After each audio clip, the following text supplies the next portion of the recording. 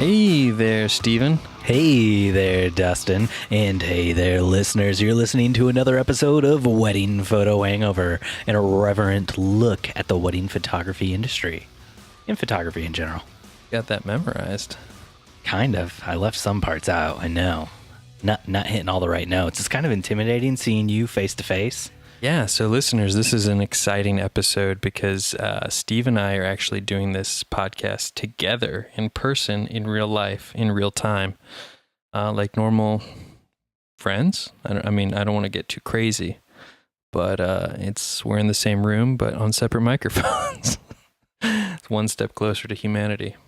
It's actually a face-off situation. Dustin showed up several hours earlier, and we underwent a surgery to have our faces swapped. So we are actually also recording video of this podcast. Wave, Steve. Wave to the pretty listeners. And we will be showing that on YouTube at our channel. So you can check that out at the Wedding Photo Hangover on YouTube. That's it, Dustin. Same name, same game. That's how we play it. Just with video. So Steve was actually kind enough tonight, since I'm in his neck of the woods.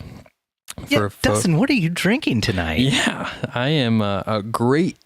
This is an Indiana beer, right? Yep. A great Indiana beer. Yeah, Steve got me some Eric Blood Axe from Scarlet Lane Brewing, and it's not bad. Not bad. Yeah, it's okay. If you're listening, anyone at Scarlet Lane, I want to apologize for Dustin and what he just said about your beer. It's fantastic. Quite possibly the greatest beer ever created. I guess I just don't have quite the refined palate that Steven Van Elk has. So, Dustin, first up, we got follow-up on the list. Follow-up from last week. Why the hell, this follow-up comes from me, not from a listener. Why the hell would you ever book a wedding on the weekend your baby is due? And did you fake that your sweet, sweet baby girl, Charlie, was crying just to get off the podcast before I tore into you for that? Because I basically asked the question and you were like, oh, baby, gotta go. I can't respond to this. No, my sweet, sweet baby girl was in fact crying. For those of you who out there listening that aren't from the great state of Indiana, you wouldn't know this, but pretty much everyone here is sick, including everyone in my house. So nope, she really was indeed sick and crying, and I've been still dealing with that. We always have what we call post vacation syndrome, where she wants to sleep in our bed, and it's harder to get her back into her own bed. So on vacation, you let her sleep in the bed with you? Because she was sick on vacation. Yeah. Yep, but no, to answer your question as to why I booked a wedding on the same day that my next child is due, is because, as you know, I own a video company, and said video company operates in this way where there's never an intent that I am going to be there. So the wedding's actually booked for the video company? Correct. Okay. Had I had a chance to finish the thought, I would have told you that. Man, I was getting psyched. I was pumped. I was going to tear into you. No, it's for a wedding video. And so we already have myself and two others booked for it. In the event I can't be there, the couple only knows of, guarantee that there will be two people there. Very nice. Well done. Yeah, I came prepared. Like an associate photographer package. Exactly. With you. Yeah. Anyways, moving on. CES. Are we going to cut to Jose? Jose's actually on the floor at CES right now. Right now. See, Jose? Can we get him on the screen? Oh, nope, because that's too bright for the video. So too bright. Sorry. But yes, the consumer electronics show in Las Vegas, one of the biggest shows there for tech, is happening this week. And there were a couple big photography announcements, but not really. Not really? I mean, so Panasonic dropped their new line with the GH5S, which for those out there that shoot video, people are pretty excited about the fact that it will shoot 4K at 60 frames a second, which is what most video wedding shooters are like crying over. crying because they want it and they finally got it. They got it. So it's like at the end of a heartfelt, touching romantic movie where your romantic leads finally embrace and they kiss straight on the lips. Yes. And you start weeping with joy because that thing that you knew would probably happen finally happened and it's made you so happy. But you would have to preface this romantic comedy with like the woman was with another man. Let's call it the GH5. Ooh. And then this is the GH5S. So it's like she found that upgrade that finally has everything she's ever wanted. And she's just has to trade it in.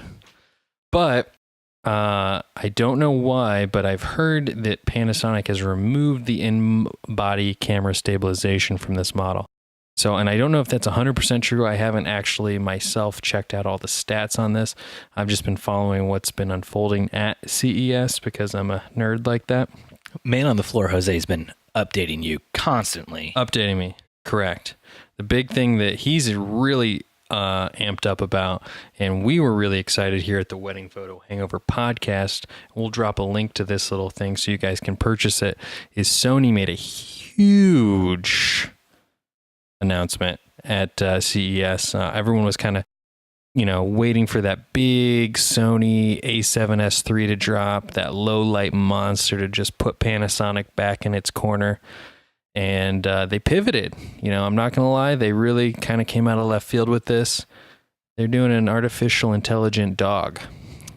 So, yeah, that's what they announced at CES. Is that to pair with their artificial intelligent robot? Oh, no, wait, that's Honda's, isn't it? That's Honda's, man. yeah. Maybe they can find some synergy there. Artificial intelligent robot, artificial intelligent dog. Maybe they could be best friends. Yeah, a little roof. Yeah. So moving Cars, on. cameras, they go together now. I have a camera in my car. Yeah? Yeah, it tells me when I'm backing up. Have you ever done a photo of a couple in the backup camera of your car? No, I can't. Oh, another photography podcast. They talked about doing that on their first engagement shoot ever. So just... So like the couple would sit behind the car and then you would take a picture of the screen in the car? Yeah. Mine is just, I guess this time of year, especially mine camera is always like filthy and I can barely even see out of it. Yeah. Do you know what podcast I'm referencing or what photographer? No. Sam Hurd. Oh. Yeah, the first engagement shoot he did. The one he did with his podcast co-host, Nathan Mitchell. Oh, okay. Yeah. I Yeah, they talked about it on their podcast. That's how I know. So Sam, Nathan, if either one of you are listening, this is an open invitation from the Wedding Photo Hangover podcast. We'd love to have either one of you, actually, or both of you. Dustin, surprise, Sam's right here. He's going to walk in. Oh, I wish you guys, we don't have a mic for Sam. So if you're just listening to the podcast, you want to head over to the YouTube so you can see Sam's face as he reacts to everything we say, because unfortunately he does not have a mic, so he's not actually going to be able to say anything. So he's just sitting here silently. You think anybody will buy into that troll and head over to the YouTube? No. Damn it. Well, it's worth a shot. Worth a shot. I kind of just blew it. I'm going to have to cut that out of the edit. Yep. Thanks. Adding more work onto my plate now, too. Alrighty. So, Dustin, as you know, I've been trying to take it easy from social media, as is my New Year's resolution. Yeah. But I saw something on Twitter. A venue I saw on Twitter posted this, #photographer request. Are you a photographer who has shot a wedding here at our venue? Would you like your images to be potentially used in our marketing? Get in touch. Thanks in advance. This is 11 ABV. Oh, yeah. Yeah. Jesus. Yeah. That's why the surge is there, Dustin. Yeah. I'm going to take you down with the alcohol and bring you right back up with that surge. Ooh. Is it bad? I can already feel this. No, it's normal. Yeah, if you couldn't feel it, it'd mean you're an alcoholic. I mean, you're dead inside. Yeah. All right. Yeah, sorry, I interrupted. Well, that's why I only got you one beer instead of two. Yeah, because I have to drive home. In a few hours, because Dustin's responsible and he's going to let that alcohol get out of the system first. Right. Brew you some coffee, get you some water. Go see Star Wars. Exactly. So yeah, a venue wants someone to essentially do free marketing collateral for them. I've heard of this in the past. I've actually heard several photographers encourage people to do this on their own recognizance. as a way to get in good with venues. But I've never seen it the reverse, where the venue just comes right on out. And that's why I shared this, because I've never seen the reverse where the venue comes right on out. I mean, the venue is located in the UK, not here in America, which means it's probably a little different than how things function for us. I did not include the name of the venue because I didn't want people to go and, like, if they're upset by this, just totally trash them. Right. Because that's not cool. No trolling. We don't want to bully people on the internet. Right. Bullies are bad. Unless it's Dustin and he's pretending that his baby girl's crying so he can get out of a situation, then bully away. Bully it up. So, yeah. What are your thoughts? Do you give photos that you shoot of like a venue? Do you allow them to use that in their marketing material? Depends on the marketing material, and I know that it's a slippery slope, and it also depends on the venue. But according to my favorite podcast, The Flophouse, and the specific host, Elliot Kalin, you know what a slippery slope is? No. That's just a slide. Slides are pretty fun. Slides are pretty fun, especially water slides. Which is what a slippery slope is. But yeah, so I mean, we try to be gracious, and I try to be sort of like put myself in their shoes, because a lot of these like wedding planners and venues, they put in where I live, there normally isn't a wedding planner, so the venue is doing all this work. And if they don't take their own photos, then they have nothing to show for their fruits of their labor. So I try to give them a few photos. If it's a venue that I don't really care about, I'll typically put a watermark on the picture. If it's a venue I really want to do more work with, I'll just like straight up give it to them, and then just ask them to, tag our website or whatever. So it's about who needs it, who wants it more. Do you want it more? Do they want it more? Who's hungry? Tearing into that venue. Making me hungry. I think I've got some Chipotle in the car. Jen and I, we in the past have allowed vendors to use all of the photos from the wedding for their own marketing purposes. We do not watermark or do anything like that.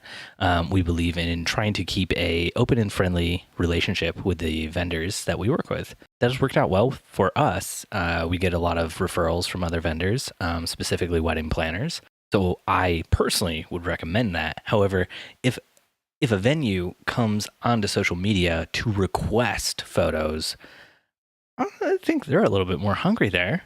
And if you really want to get the photos, like you want to work with them more in the future, maybe reach out to them and be like, hey, I will give you some awesome photos, but I would like for you to maybe recommend me to people. Yeah, but yes and no. So you don't have to say you have to recommend me to people, but you could say like, I would like to be on your preferred vendor list. A lot of venues do that, and say like, I would love to give you photos if you would add me to your preferred vendor list. I feel like that's a pretty fair trade-off. Absolutely, but the problem is you're doing all this work up front, and then you have nothing to hold them accountable to, say, actually follow through on referring you. Well, here's where I'm going to reverse my position on internet bullying and say that if they don't put you on that preferred vendor list, you flame them. You drag them straight to hell on Twitter. You burn that venue to the ground. Yeah. Well, metaphorically. You don't want to physically burn a venue to the ground. See, I knew a photographer. This is kind of a slight tangent off this topic, but I knew a photographer who got really upset because in his contract, he actually states, he retains copyright to the photos, which every photographer should put that in their contract. No, you don't have to put that in your contract. That's just true, period. And what he had happened to him is that there was a venue that put in their contract that they also got copyright privileges, or like somehow that you would give them as the bride and groom copies of the photos. So it's a real Taylor Swift situation. Yeah. And so the bride and groom didn't really think anything of it. Wasn't a big deal to them. And they just turned around and gave the photos over to the venue. And next thing you know, this photographer who really prides himself on branding and marketing and all this stuff, is seeing his pictures in magazines, in their marketing material, all over the place. And not once was he consulted or talked to or credited about any of it. See, and that's a really slippery slope in America, at least. Slide. That is a slide. That venue's going to get in trouble because they can put in that the bride and groom has to give them the copyright release, but the bride and groom don't actually have that power or authority. So they can have that in their contract all they want, and they're going to get sued straight to hell. They're going to get dragged. That's where it was interesting for the vendor, the photographer, because he was in this position where he, like you said, he wanted to just burn this venue to the ground. He, like, on social media and whatnot, burn this mother to the ground. He was so mad, but it happened to be one of the biggest, best venues in town. So it's like by doing that, then he's also like alienating himself from shooting at that venue. By doing that, he's protecting every other photographer in town. They should build a statue to this photographer commemorating him and all that he has done for them. Yeah. He went to war and he may have died on the battlefield, but he died a hero. Yeah, I'm sure he would think about that as he's trying to pay his mortgage. You can pay mortgage with Hero Bucks, right? Hero Bucks? Is that like a Bitcoin? Yeah. Hero Coin? I think so. Speaking of Bitcoin, we want to get Sam Hurd on the show to talk about Bitcoin. Speaking of Bitcoin, did you hear about Kodak coin? No, I did not.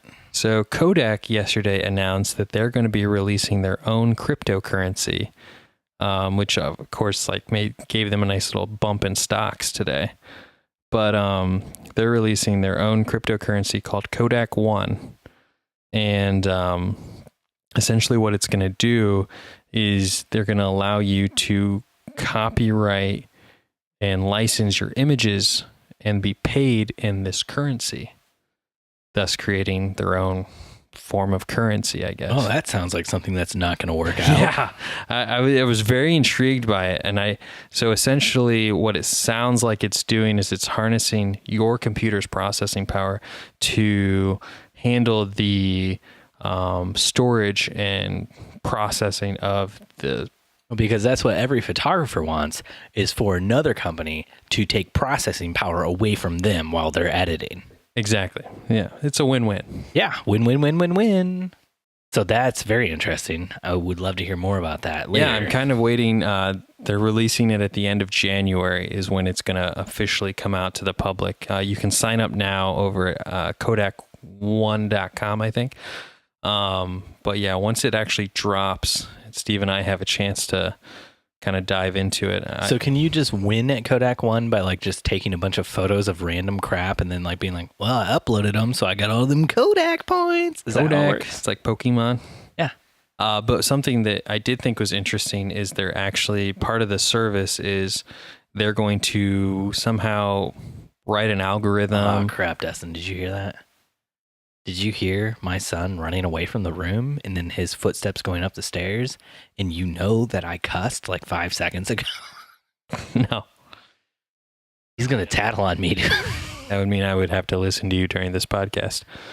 Anyways, enough about cryptocurrency and Kodak One. That's actually the most interesting thing we've ever talked about on the show, and you're cutting it off early. But that's probably good. We should learn more. Come back informed. Come at the listeners right. We're going to come to you right. Now I know why you're like the way you are on these podcasts after drinking half this beer. I can barely see straight. Next topic. Dustin, we were tagged. The wedding photo hangover was tagged in a photo on Instagram by, I'm not going to share the name. Okay. Because I don't know if they'd want it discussed because the opinions we share might not be positive about what they did. So a photographer tagged us to a photo, and this is what the photo said. What is it really like being a wedding photographer? Screaming at the top of your lungs, yelling out names, and turning around to realize that no one is listening to you. Hashtag family portraits. Am I right, wedding photogs? This is where it gets good. Which is, I commented back immediately 100% before I realized what I think is the real kicker here. The photographer in question posted a photo of, I'm assuming, her second photographer or maybe the main photographer that she was second in for, with like a list in his hands, reading off who needs to be in the family portraits. And behind him, there's just a bunch of people in his disarray. And there's a bride there. And this photographer tagged the bride to a complaint post on Instagram. Yeah, I love that. Oh my gosh. I cannot. Oh, man. But who knows? Maybe it was just like the absolute worst family photo experience, and maybe the bride even knew how bad it was. Well, here's the thing. The bride commented on the photo and apologized. And the photographer just commented back and said, oh, it's not your fault. It's every family. And it's like, you're still complaining about this person's family, though. Like, you can post a complaint post, but don't post a picture of your bride and tag them in it. So I think what Steve's trying to get at here, guys, is social media etiquette. And if you have a very public-facing Instagram that's targeted towards your couples and sharing images with them in it for your business, don't tear them apart in a public forum. No. That's no bueno. No bueno. Oh my gosh, I could not believe it when I saw it. I was like, when I first saw it, I was like, oh, that's just funny. And then when I saw that the bride was tagged, I was like, oh no. So to the photographer out there who did this, I assume you're a listener, because why else would you tag us? And I just want to say, it's okay. We all make mistakes. I've made plenty of them. Dustin made a mistake this week. No. That I called him out on Instagram, but then deleted because I felt like I was being kind of a dick to him. What was that? We can get into that, Dustin, if you want. So we all make mistakes. I've made more mistakes than Dustin. It's just I control the Instagram, so I delete those mistakes before Dustin sees them usually. It's okay. You're going to get through this. You're going to get over this. The bride does not seem very upset based on the comments that I saw between you and her. You know, it's all good. It's cool. But don't do this in the future. You made your mistake. Learn from that mistake. You got to go forward. It's okay to complain. If you want to complain, do what Dustin and I did. Start a podcast. Nobody listens to these things. And complain all the time. Complain all the time. All the time. Or, better yet, do what our next topic is, which is start this new trend. Oh, gosh, that Steve discovered on Instagram as the coolest, most hip. If you really want to just beat the curve on the new thing, filters out, Visco, Mastin gone. This is what the 2018 kids are doing these days. Steve, can you just walk us through what this little gem you discovered is? So if you're watching the video, I assume you might be able to see this. It might be a little bit out of focus. Pull it up. Don't spill your surge. Not open yet. The search will be open in a little bit. There we go. Look at that. If you can't get a great view of it, I'll describe it, and we'll probably post it to. We need to start like a secret Facebook group so we can post stuff that we think is just real shitty that people are doing, without like the wider public knowing about it, because this would be perfect for something like that. A secret Facebook group. Would you like to join the Instagram Illuminati? Dustin and I are starting our own secret Facebook Illuminati. Come and join us. There might be secret code rings. So what this photographer did is he shot a photo of a bride and groom on steps. And then the photographer went into Photoshop and shrunk their heads. I feel like it reminds me, was there like a Beetlejuice? Beetlejuice. There's the scene where like they go to hell, and in hell, there's the one person in hell with the tiny little head. That's what it is. Which was amazing special effects at the time when that movie came out. Blow away cool, to use Apple vernacular words, sayings, blow away. Seeing this and oh gosh, the comment that the person wrote is, this unique concept of picked from at photographer, we won't say who it is, small doesn't matter, who likes it? And all I can think is, nobody likes this. No, they got like 327 likes at this point in time. Did you pull it up on your actual Instagram? Are you looking at it? Oh gosh. Oh, but I will. They got tiny little heads. Tiny little heads. don't do this. Do not Photoshop your bride and groom so that it looks like they have tiny heads or some other thing. Because this is not like a real thing that these people have. Like, it would be worse if you Photoshop your bride and groom to have like something that is physically different from the average human being. It'd be terrible if you Photoshopped your bride or groom to have that. But to Photoshop them to look like Beetlejuice characters who are going to hell it's unconscionable. It's unthinkable. I imagine that this photographer is... you want to know how many likes they're up to now? Tell me it's like 1,000, please. 3,000. Holy crap. 674. Ladies and gentlemen, Steve Mano quits the show. He knows nothing about what does the right thing in photography at all. Apparently, you can make fun of your bride and groom all you want on the Instagrams and become Insta-famous. But I don't know that this is the page you were referencing is an actual person, or if it's like someone who's just posting a genre. He's reposting somebody who already posted this. Right. So I don't know how. Oh, pick from. Yeah, okay. It's a pick from somebody else. Somebody else posted that pic originally. Are you clicking through? Oh my gosh. Ladies and gentlemen, follow the white rabbit that is Dustin. All right, the actual Dustin photographer. Rabbit down the hole. We're going to Wonderland, everyone. The actual photographer, who, by the way, used hashtag best wedding photo. Oh my gosh. On this, did get 150 likes. Yeah, and then reposted 3,000 likes. Yeah. They're viral now. Oh my gosh. Well, here we are talking about it, so. Because we have to talk about it. And this we're cutting edge talking about it too, because I haven't heard any other podcasts talking about tiny head photos yet. No podcast. I haven't seen it on any blogs. This is something we picked up on the Instagrams, bringing it to you fresh. Bringing it to you fresh. If you're on the YouTube, we're bringing it. Is this live? YouTube live? Facebook live? This is live. YouTube, Facebook live. YouTube, Facebook live. YouBook live. FaceTube live. To the MySpace. Really screw that up. I said FaceTube live. Yeah, that's about right. That's about right. Do you want to know what I actually called you out about? I assumed you didn't see it because you don't ever check Instagram. Yeah, I don't ever check Instagram. I got very upset with you, Dustin. Oh. Because you never post anything on the company account. And that's like a running joke on this podcast, is that you don't do anything for the company account. Correct. Then you posted a photo on your account, Dustin and Corinne. Yeah. And then you got on the company, the wedding photo hangover account, and you commented on your own photo.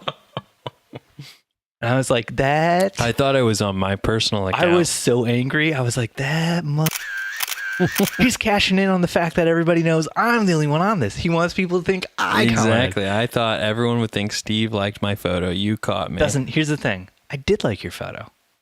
See? I would have commented that. But just gotta say something to me, man. You gotta reach out, reach across the divide, the Fort Wayne, Noblesville, Fort Wayne, Noblesville divide. Reach out to me and say, Steve, I posted this photo. I really love it. What do you think? I would give you I'll give you a thumbs up. I would give you an emoji with the shades on, the cool one, you know? So for those of you out there who are curious about the photo Steven's referencing, there's a picture of my penis that he posted. Yeah, there was a picture. Close. It was close. Oh, I'm so sorry, everyone. Please don't think about that. Ugh. Yuck. I did a styled shoot, partnered with a local salon and bridal shop. It was the first opportunity I got post-vacation to try out my new Sony A7R III. Which is what we're doing the video on right now for the YouTuber. And, which, by the way, that camera is awesome. But, yeah, so I wanted to get a photo up on the Instagram, quick like, fast like. And, I meant to comment using my own personal account since I posted it to my business account.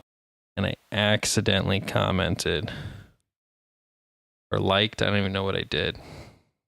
Did I comment? I commented. I don't care if you like stuff. I think it's normal for you, if you post something on your business account, to like it from your personal account, to like it from the wedding photo hangover. Like if you and I can't agree that we like your photos together, we shouldn't be doing this podcast together, right? So, little Instagram etiquette for anybody watching, listening, whatever the hell you're doing today. Who are you? It's perfectly cool, in my opinion, if you post something on your business account to like it from your personal account, all your other business accounts. That's totally cool. Because if you don't like your work, why the hell are you doing it? Where it's not cool. Get that money. Where it's not cool is when you start commenting on it as like the first person commenting and you're like, nice. Because that makes you kind of look like a douchebag. Because you're like, ooh, I like my stuff so much. I got to comment on it. Yeah, now. but nobody who follows Dustin and Corinne knows that Dustin _ McKibben is you. No. People are silly like that. Who's this Dustin _ McKibben? He's commented on every Dustin and Corinne photo and said nice. That was actually the first and only picture I've ever commented on. Because unlike Steve's New Year's resolution, Dustin is actually trying to make an effort with social media. I wouldn't say a good effort, but let's see. Dustin. Dustin and Corinne. Sorry, guys, you have to forgive me. I'm trying to look something up, but Steve's internet. I'm trying to talk over him. Steve's I'm trying to mess him up. Is so slow. Steve's internet is so slow. Dustin has a phone that he's looking this up on. He could jump onto the LTE if he wanted. Getting off. Are you even hooked onto my Wi-Fi? Yeah, I am. You know why it's so slow right now? 4,000 followers on Instagram. Little something for people listening. This is the first time we've actually recorded in the daytime ever, which means my wife and both of my children are here, and they're trying to stay silent for us, though Ian wasn't silent a few minutes ago. And when he says Ian, he means, at Ian at Steve's house. Ian at Steve's house wasn't very silent a few minutes ago. Be Steve's roommate. Yeah, Steve's awesome roommate, the coolest kid in the world. Ian at Steve's house wasn't very silent a few minutes ago, but I'm pretty certain Jen is watching something on Netflix, and because with the kids, and since our internet has to be through Comcast, and Comcast cannot deliver high speeds to our neighborhood for some reason, but it's the highest speeds around, it slows our internet down. All so right, Dustin enough can't about look stuff internet up. speed. All right, let's get into Enough. Questions, answers. Listener Ryan. No, I just want to point out, if you're listening to the podcast, you didn't see how pissed off I was at Dustin when he started doing the questions answers song he made up. At least he didn't say our newest segment. This is our newest, almost new segment. Listener Ryan asked in a Facebook group, but didn't write into our podcast. Dustin, I can't believe you'd use such foul language. But didn't write into our podcast. Ryan, you know who you are. I cannot believe you had the audacity, which is the program we record this podcast onto, to write in to a Facebook group a question without asking us that question. No, we are looking for these golden nuggets, Ryan. If you had written into the podcast, Ryan, I would have mentioned your name. I would have mentioned your Instagram. I would have mentioned your Facebook. I would have told people to look you up. But instead, Ryan, now everyone's just going to refer to that guy at the office as just another Ryan. Ryan from Facebook. Ryan from Facebook. Maybe he works at Facebook. Anyways, he was asking, other than networking, what are some of your favorite marketing strategies? Which is a question we kind of went over last week when we talked about ideal clients. Yeah, Steve tattooing things on his body. Yes. Steve tattooing things on his body from previous episodes, bedazzling your company's logo on the back of a jean jacket. I like that one. That one's a good one. Yeah, these are all great ideas. Dustin, do you have any other marketing strategies or ideas that you would like to push out there? My favorite thing is to just go through a parking lot at like a Meijer or a Walmart, and all the dirty cars, those filthy cars. You just want to put your finger on them because they're so dirty. You just write your website. Write your company name and website. That would be pretty funny, actually. Somebody comes out of Walmart and they're just like, all these cars, it's the middle of winter, they got salt all over them. And they also say, go to www.redwoodlane.net. I better check that out. Maybe it's a free car wash. This Redwood Lane, it sounds real cool. Well, I was actually going to take a different approach. I was going to recommend to you, Ryan, that you actually apply to become an Uber driver. I find that, that's a great networking opportunity, especially in the off months, that you can throw your name out there, because who's not going to trust their Uber driver to photograph their wedding? Every woman ever. Yeah, because... I wouldn't do that, Ryan. That'd probably be a bad idea. Every woman ever. Because I can actually relate to that, because you're a woman? Back when, surprise. Ever. Back when I started my business, and when we moved from New York back to Indiana, I actually, just to make some extra money in the winter, I got a job at the local Texas Roadhouse. T-ho. Got to get them biscuits. Rolls. Sorry. You weren't working at Bob Evans. You weren't working at Cracker Barrel. I'm glad we both eventually made it to Cracker Barrel. Yeah. Barrels of crackers. But I was always in tune, and maybe this is a male thing, but or maybe it's from the person I previously worked for when I lived in New York. But he taught me to always look at a woman's left hand. And no, it wasn't to see if they were flicking you off, but it was to see if they had a wedding ring on, or rather an engagement ring on. Hey, Dustin. Look at my left hand. Whoa. You have a wedding ring on. Because you're married, Steve. For people listening, you don't get that joke. I flipped Dustin off with my left hand. You gotta leave some nuggets so that they go watch the video, Watch Steve. the video, because you want to see this. Maybe you want to see that. Oh, that's the right hand. Steve just fisted himself, guys. You should totally go watch the video. If you want to stick around a little longer, Dustin, I have some Fistmas still in the fridge. I did not finish all the Fistmas. If you want to get a good fisting in. I don't know if I can do much more than a blood axe. I'm feeling pretty drunk, personally. But, so yeah. Anyways, back to my story. I would kind of slide in like, oh, hey, I see you have a beautiful engagement ring, as I'm sliding them some rolls. They'd be like, oh, yeah, we're definitely not going to hire you as our wedding photographer. So that was the worst marketing advice ever. Yeah, exactly. So, Ryan, here's what you want to do. Get a job at Texas Roadhouse. Mm-hmm. They have good, affordable steak. Check to see if that girl's got an engagement ring on. And then slide into her DMs and be like, girl, I was your waiter at Texas Roadhouse. I liked how you ordered that steak medium rare. I'm a wedding photographer. I gave you that medium rare steak. When you cut into it, you saw the blood come out on the plate. You know I couldn't take care of you. When I'm not slinging steaks and margaritas and big old beers, I take pictures like everybody else. Did you ever score a single client at Texas Roadhouse? No. But did you score any clients while you were working at Texas Roadhouse, but not from Texas Roadhouse? Well, yeah, of course. I was still running a successful multi-million-dollar wedding photography business on the side. People who are listening can't see. Dustin is actually dressed like a homeless man right now. So when he says multi-million-dollar, no. A humble multi-million. All right. You want to take the next one? Next question. Amy from the Facebook groups asks, is there any etiquette for working with/around videographers? The wedding I shot on Saturday, I was so claustrophobic from them following me around. They hit me multiple times with their equipment while recording. They walked directly in front of me during critical shots several times also. I really struggled with how to work around them. What should I have done? What is the actual code, and that's quotations around code, at weddings? See, now, Amy, this is a great question because... Sorry, did I ruin that? Because I said I did the quotations, but people watching the video saw me do the quotations. So that's like another nugget, as you said, Dustin.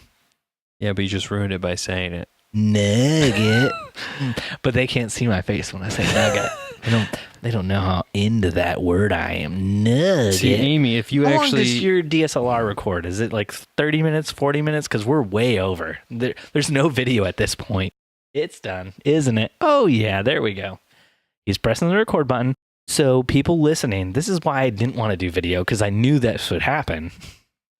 Because DSLRs only record like 30 to 35 minutes at a time. We should have set a timer. Amy from Facebook groups asks, is there any etiquette for working with/around videographers? The wedding I shot on Saturday, I was so claustrophobic from them following me around. They hit me multiple times with their equipment while recording.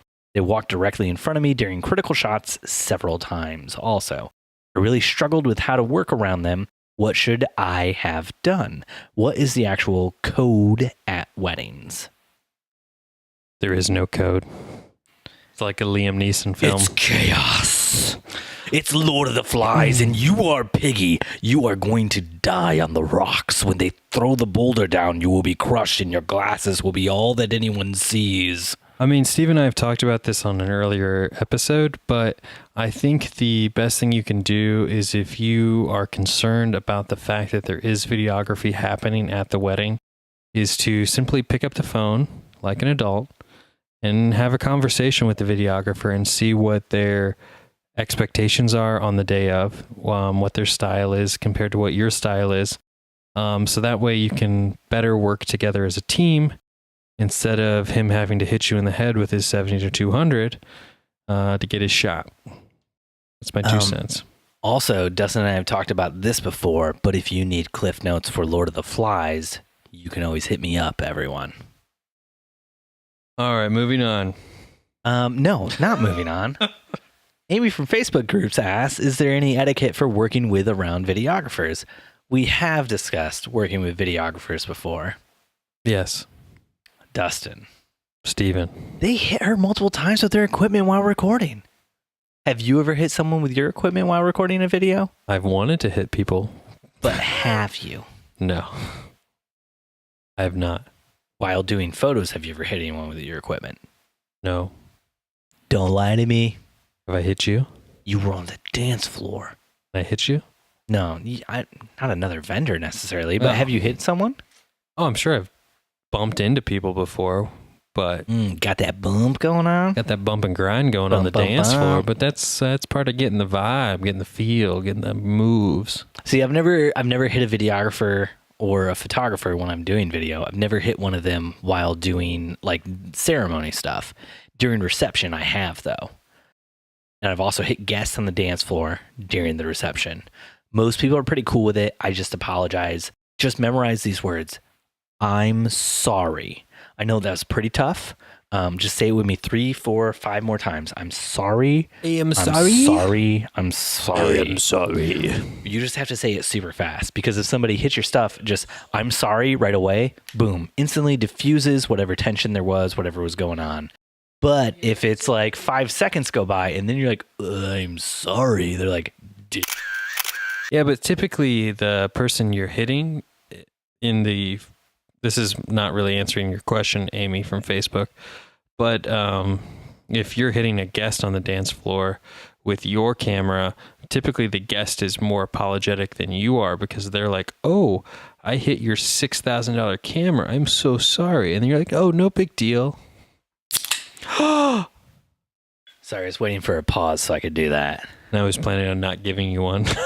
I know, I saw you. Immediately when I lifted it up to the microphone, my can, you were like, I'm going to keep talking forever and ever and ever. Does somebody have the Constitution of the United States of America that I could read right now? Janelle from Facebook asked, I'm looking to buy an iMac, but I have no idea what upgrades are necessary. For instance, RAM? Is that a truck? I don't know.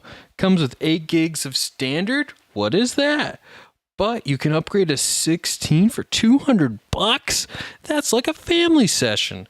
Look, if you are buying a new truck, $200 for an upgrade, that's not worth it. That's not going to get you the engine power that you need when you're going mudding in the cornfields around Steve's house in Noblesville. You're going to open up that Surge? Mm-hmm. Did you see my Instagram story about the Surge? Oh, I did. You did? Really? How expired this crap is. I'm probably going to grow listeners, a testicle. I'll share the story in the after show. I also saved it to my Instagram profile if you want to jump over there really and just good. watch it. Yeah, no, it's perfect. Don't worry about it. I've never had Surge. So I'm looking at buying a new Mac, asked Janelle on Facebook groups. No idea what upgrades are/aren't necessary. For instance, RAM comes with 8 gigabytes as the standard, but you can upgrade to 16 for 200. Is it worth it? This is what I would say, which is what I say to basically anybody who ever asks me for any advice when they buy a new Apple computer. Or truck. Max out the RAM. Yes and no. You're wrong. Yes and no. Nope, you're wrong. There's no no in that situation. With the newer max out the RAM. With the newer computers, yes, max out the RAM. The older computers, it was very, very easy to upgrade. She's not asking about an older computer. She's asking about a new computer, Dustin. But it just feels... You can't give me 2008 advice. Hey, everybody, if you're watching the video right now, you see this huge cinema monitor in the background. Steve still uses it. He could sell it. That's Steve's monitor for his 2008 Mac Pro. He can Which upgrade is for sale. Any listener wants to buy it. He can upgrade the RAM on his 2008 Mac Pro. He can upgrade the video card, his GPU, which is something that he's done. He's also upgraded the RAM. That's another thing he's done. He also talks about himself in the third person. But you know what?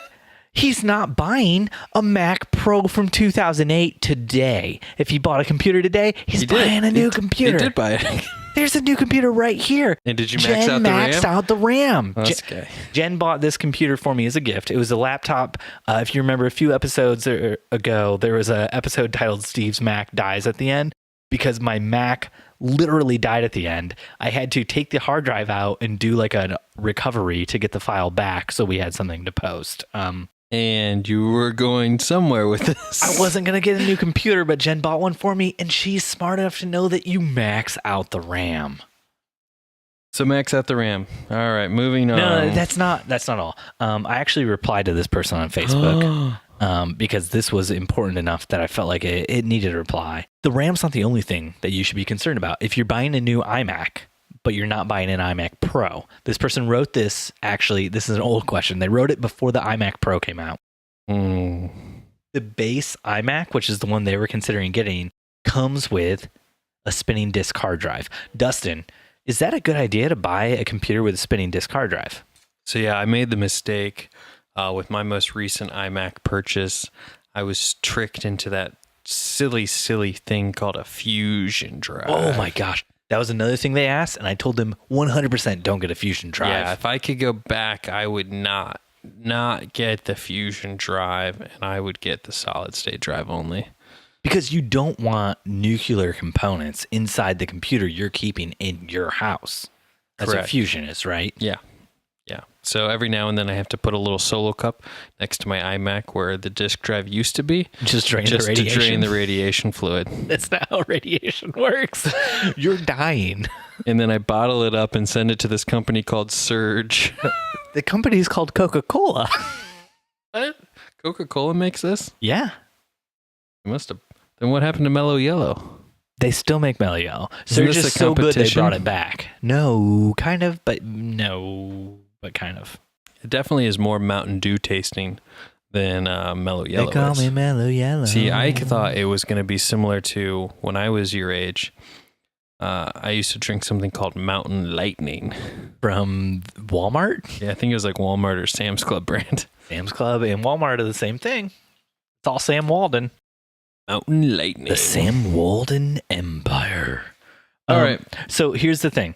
Max out your RAM if you can.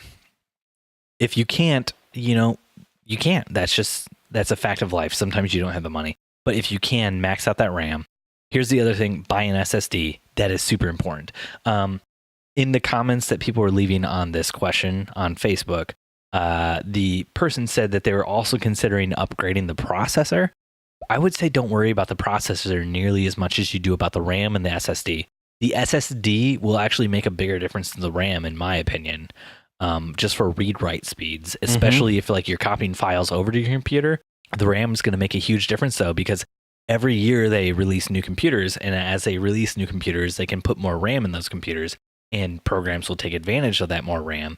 And if you're stuck at 8 gigabytes of RAM and all the new computers have 32 gigabytes of RAM, you're going to be using a computer that's very slow because it can't take advantage of the Doesn't Lightroom Lightroom need 64 bits?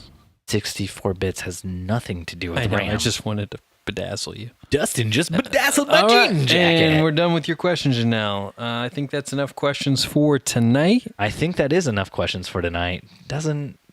Actually pretty good. I really liked how you went with the bedazzling right at the end. I'm proud of you. Feel like a grown dad congratulating his son. Thanks for listening to another episode of Wedding Photo Hangover Podcast with your hosts Dustin and Steve. You can find us on Instagram at Wedding Photo Hangover and on Twitter at WedPic Hangover. You can also find us on Facebook at Wedding Photo Hangover and on the YouTube. You can find us on the YouTube at Wedding Photo Hangover. We're everywhere. If you want to follow Dustin or Steve individually, you can find Dustin on Instagram at DJ DMAC Attack. Was that a dog? That was a dog. You can actually find Dustin at Dustin_McKibben. But I'm really waiting for that DJ DMAC Attack account to come up because listeners want it bad. And you can also find Steve at Steven Van Elk. Can they find him there, though? Thanks for listening, and we'll see you next time your head is pounding, your limbs feel like dead weight, and your entire being is aching for the sweet embrace of death. That's right, next Sunday after you drink too much Eric Blood Axe, like Dustin and I just did. Hey, so after show topic that I wanted to talk to you about, completely unrelated to anything other than you and me. So listeners... Did I subconsciously pick my nose throughout the entire episode? No. I mean, we have video evidence. We can go back and look. Sure. I'm sorry. I thought that's where you were going with the after show topic. No. So I was actually, I can't remember what I was doing. Oh, I know what I was doing. I was putting a hashtag on something, which I don't do. I don't do that. And so I did it. And I went to put hashtag Dustin and Corinne on something. You see that? I did the hashtag like for the video. Justin listeners. Timberlake right there. Actually, let me... Hashtag Dustin and Corinne. Is the video still recording? Because it shut off earlier.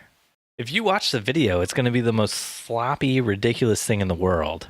See now why I didn't want to do video? It adds this whole layer of complexity to this whole thing. We're a complex done? person. You should have come over earlier. We should have taken the Mavic Pro out and had you teach me how to fly a drone and just done a video of that. And then we would have had a separate video for our YouTube channel, separate from all the we can juicy, still do that tonight. No, it's dark out. I'm not. Oh, it's fine. Nope. You asked for it. We want video. It's dark out. That's not going to happen. The Sony A9. It's night vision mode. Anyway, so I was hashtagging a photo, and I was hashtagging Dustin and Corinne. Hashtag Dustin and Corinne. I was typing in hashtag Dustin, and guess what came up? DJ DMAC Attack. Hashtag Dustin and Steve. What? Dustin and Steve. And so I got all curious. I was like, is there a hashtag Dustin and Steve? Yeah, it's actually for all the slash fic that our listeners have been writing about us. And so I finished my post, and then I went and I clicked it. Dustin takes his hat, which was forwards, and he flips it backwards. Then Steve takes his hat, which was forwards. Take this opportunity to take a drink. It backwards too. Oh yeah. So anyways, we all orgasm at the same time. So I was curious that maybe this was a hashtag Steve had started, or maybe some listener had started. And I said it on the podcast, and since you don't listen to me, you just didn't know. Exactly. And I clicked it, and no, it was all of these fan accounts for... I don't know, buddy. Stranger Things. Oh, nice. Dustin is one of the characters. Steve is one of the characters. Oh, yeah, because they have the whole... Okay, yeah. I haven't seen it yet. Don't you ruin it for me. I'm still on season 1. But I assume they have something together, and then the fans like it, and so there's a lot of fan accounts started, and there's a lot of hashtag Dustin and Steve. It's you and me, buddy. And I was thinking maybe we should get in on some of this Dustin and Steve action. I mean, obviously, I'm Steve because I'm Steve, and Steve's older, better looking, great hair. Don't look at my hair in the video. I'm balding. Damn it. Stop looking at the video. And Dustin just rocks a hat from Wildcat really well. And he's kind of annoying, and he's smaller. And he's always got snacks. He's always got snacks. Dustin's actually a great character in that show. No, dude, they have like a team-up thing in the second season. I'm not ruining anything for you. At some point in time, they're going to team up. Otherwise, there wouldn't be a hashtag. I figured as much, so, yeah. I haven't finished Stranger Things Season 2 yet because my kids are always around, and I can't watch, scary stuff in front of them. Right, so. Same here. Still trying to finish it. I've watched maybe 3 or 4 episodes because our flight got canceled, and so I was watching those at the airport for season 1, and that's about as far as I got. So real quick, one last thing in the after show. I mentioned the whole Surge thing. Surge it up. So the story behind the Surge is that my mom, every year for Christmas, asked me and my siblings what sort of alcoholic beverage we'd want. Before we were old enough for alcoholic beverages, we had non-alcoholic beverages. This year, they're kind of making fun of my brother-in-law because he said he wanted some wine.